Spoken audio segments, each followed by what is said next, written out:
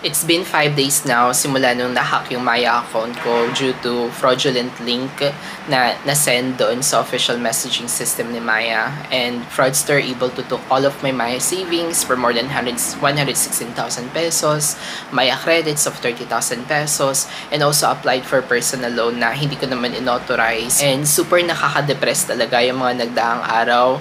Hindi ako makatulog na maayos. Iniisip ko kung marirecover ko ba yung pera ko or hindi. So, sobrang stressful talaga yung mga nagdaang araw. October 11, on the same date of incident, so nagsubmit rin ako ng dispute case kay Maya. Submit ko yung mga forms na hinihingi nila dun sa kanilang email address ng kanilang security team. And I was told initially that it will take 7 business days at makaka-receive na ako ng updates regarding dun sa case ko. Today is already October 16, so it's been 3 business days na yung nakalilipas. And kasi hindi kasama yung Saturday and Sunday, and I'm still waiting pa din mapalangga sa updates ni Maya doon sa case dispute ko. So, ayun, still waiting pa din sa resolution. I know it would takes a lot of couple more days pa kasi nga business days yung kinakount nila. October 14, which was nung Monday, so naglakas loob akong tumawag sa Maya para mag-check ng status nung dispute ko and also to get access dun sa Maya account ko kasi nga hindi ko na nga siya ma-access. And dahil nga pinalitan nung fraudster yung email address ko, so kailangan ko munang ma-update yung email address ko or recovery email. So, ang ginawa sa akin, binigyan ako ng instruction to submit ng web form dun sa help center nila. Kailangan ko na mag-submit ng mga documents para mapalitan o makorek ulit yung email address ko. Nasubmit ko naman lahat ng mga requested documents nila para ma-update ulit yung email recovery ko. And on the same date naman, they're able to process my request na correct nila yung email address ko dun sa account ko. And I was able to change and reset my password din kay Maya. Yun nga lang, hindi ko pa rin siya ma-access. Lumalabas yung ganitong error. So, dahil siguro nakablock yung account ko due to ongoing fraud case. On October 14 din, which was nung Monday, so nag-reach out din ako sa BSP para lang ma-make sure ko talaga na naka-backup yung BSP doon sa ongoing investigation na ginagawa ni Maya. So, tinawagan ko yung number na naka-indicate doon sa page ni Maya. However, it leads me to file or submit a complaint through chat doon sa kanilang website or sa Facebook Messenger, official Facebook Messenger ni Bangko Sentral ng Pilipinas. Although may fault din ako sa nangyari, pero I stated my complaint na this is a system breach considering na yung pinaka-cause ng fraud is galing din dun mismo sa official messaging system ni Maya. And hiningan din nila ako ng detailed incident, kung ano nga ba yung nangyari, tapos mga supporting documents. So, sinabit ko naman siya mga palangga. So, ang ginamit ko is yung sa messenger chat nila, nung you may check na Bangko Sentral ng Pilipinas para legit. So, after submitting my complaint, so, ayun, binigyan nila ako ng reference number and I was told na yung complaint ko has been referred to BSP Supervised Institution and I should receive an answer daw within 15 days. Wala nang sinabi kung working days ba yun o business days, pero sinabi 15 days daw. So, in-expect ko na by end of October, I should receive on or before end of October, I should receive already updates galing kay BSP sa case na hinahandle ni Maya. I'm also planning mga palangga to reach out to NBI or PNP to file about cybersecurity concern.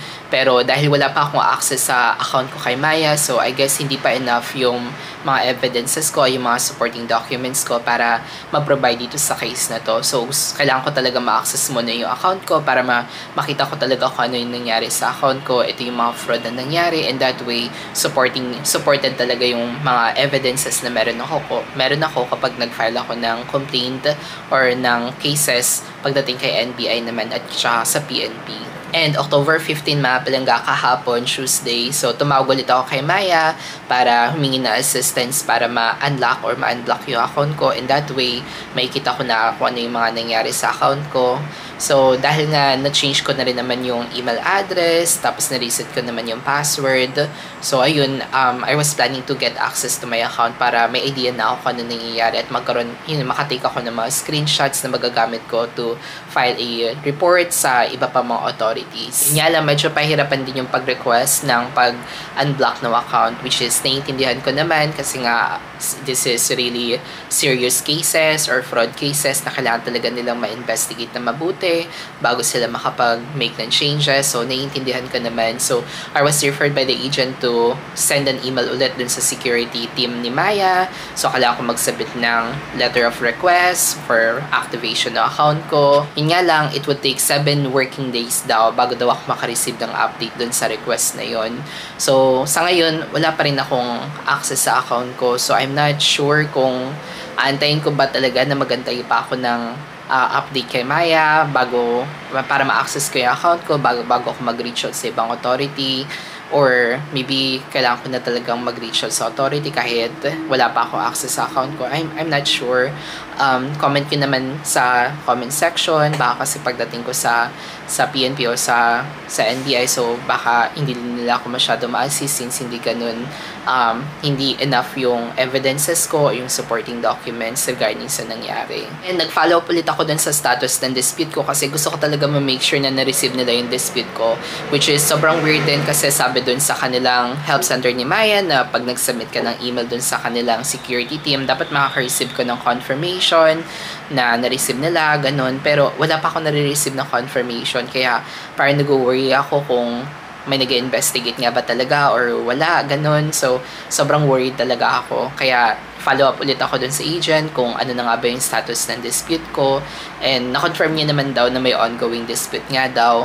Yun nga lang, I was surprised pagdating din sa turnaround time na sinet niya yung expectation ko na hindi siya 7 business days, na it would take up to 10 to 200 days daw yung some cases na tumatagal. So, depende daw sa bigat ng case, or depende maybe sa volume ng case nila. I'm not sure, pero ganun daw katagal, pwede daw abutin ng 200 days, which is 200 days is kalahating taon. Sobrang tagal nun, pero sabi niya might be sooner naman daw ng 200 days. So I'm hoping na hindi naman umabot ng 200 days, kalahating taon yun eh. Naiintindihan ko naman na sobrang seryoso na ganitong case, na kailangan talaga nila i-investigate ng maayos bago sila mag-provide ng resolution.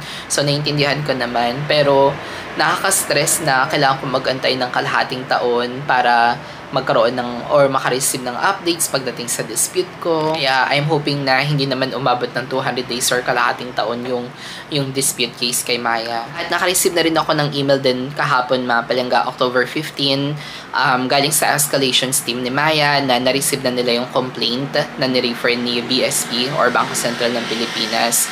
So, na-receive na daw nila yung complaint na final ko kay BSP, and check na daw nila, minomonitor na daw nila yung case ko, and I should wait daw like 15 working days. I should receive an updates from them. And this time, binigyan na rin nila ako ng reference number. But it's a good decision din na nag-file ako ng complaint kay BSP against dito kay Maya. And I'm still hoping na magagawa nila ng paraan itong case ko, yung dispute ko. So, I'm still hoping pa din na may something pa rin sila magawa for me to help me about what happened. So, magpa-follow up pa rin ako next week. Every week na try ko pa rin mag-follow up kay Maya para ma-double check yung status ng dispute ko, kung ano na nga ba yung progress ng case ko sa kanila. Super disappointed pa rin ako, mga palangga, sa sarili ko about what happened, pero hindi ako naniniwala na Maya claiming na hindi sila nagsasend ng links. Although, yung link is sobrang suspicious nga naman talaga, pero dahil nga galing siya dun sa official thread ni Maya, and ayun, dahil napaklik ako, pero hindi ako naniniwala na hindi sila nagsasend ng links kasi ibang mga comms nila is may mga links na kasama, i-attach ko dito sa screen. So may ibang mga comms sila na may mga kasamang links. So kung kiniklaim nila na never sila nagsasend ng links, at kung may links man yung mga message nila, automatic scam. So ibig sabihin ba yung ibang mga messages nila na sinasend sa akin is scam din? So ayun, parang hindi ka panipaniwala na hindi sila nagsasend ng link sa mga messages nila. Additionally, aware na pala si Maya sa ganitong nangyayari, na madami nang nahahack. Pero so weird lang din na bakit ginagamit pa rin ngayon ni Maya up until now yung kanilang messaging system, na alam naman nila na na-access na siya ng fraudster. I am not expert pagdating sa mga ganito, pero I don't believe na spoofing siya. Kasi kung spoofing yun, dapat it should create a separate thread. Dapat hindi siya dun sa official messaging system ni Maya na lalabas yung messages ng fraudster. So, dapat magka-create siya ng panibagong thread.